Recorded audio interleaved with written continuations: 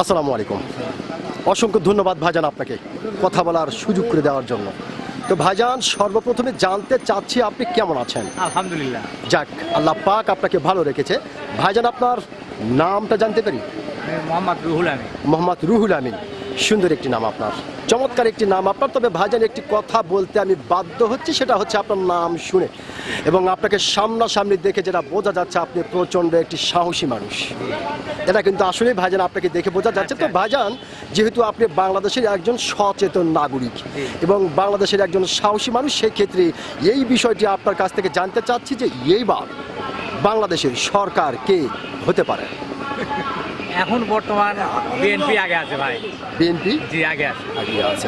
পার্সেন্টেজে BNP বর্তমান আগে আছে। আগে আছে। আচ্ছা ভাইজান, যেহেতু খুব সুন্দর করে আপনি বলতেছেন, তো কি দেখে আপনার কাছে মনে হলো যে বিএনপি? না, এখন মাঠে যা দেখা যাচ্ছে বিএনপির গুণগান বেশি, ধানের শীষ মার্কাটা লোকজনই বেশি। লোকজনই বেশি, মানে মাঠে যেটা দেখা যাচ্ছে। অসংখ্য ধন্যবাদ ভাইজান আপনাকে। অত্যন্ত সাহসিকতার সহিত আপনি কথাটি বলেছেন, যার কারণে কিন্তু ভাইজান আমি যখন আপনার নাম শুনেছিলাম তখন কিন্তু বলেছিলাম যে আপনি সত্যিকারের একজন সাহসী মানুষ। আপনি কিন্তু আপনার সাহসিকতার পরিচয় দিয়েছেন। অসংখ্য ধন্যবাদ আপনাকে।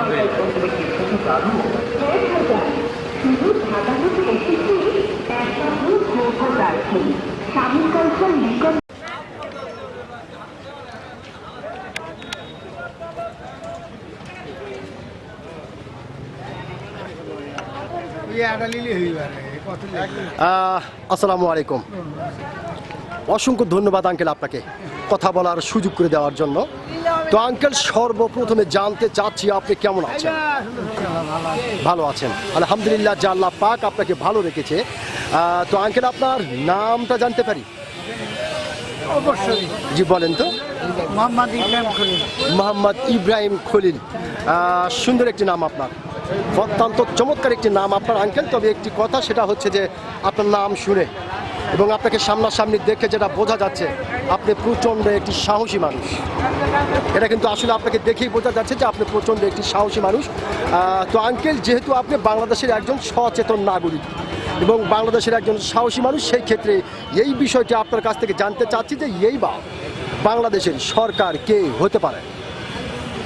আগামের কথা আমি জানি না আবার। জি জি, আগামের কথা আমি বলতে পারি না, কে হবে না হবে ওটা বলতে পারবো না। আইডিয়া হচ্ছে না, আগাম কথা বলতে পারবেন না? আচ্ছা আচ্ছা আচ্ছা, খুব সুন্দর একটি কথা আপনি বলেছেন যে আগাম কথা আসলে বলা যাবে না। সুষ্ঠু একটি নির্বাচন হওয়ার পরে হয়তো আমরা জানতে পারবো যে কি দেশের সরকার হলো। অসংখ্য ধন্যবাদ আপনাকে। ধন্যবাদ। জি হ্যাঁ, জি জি।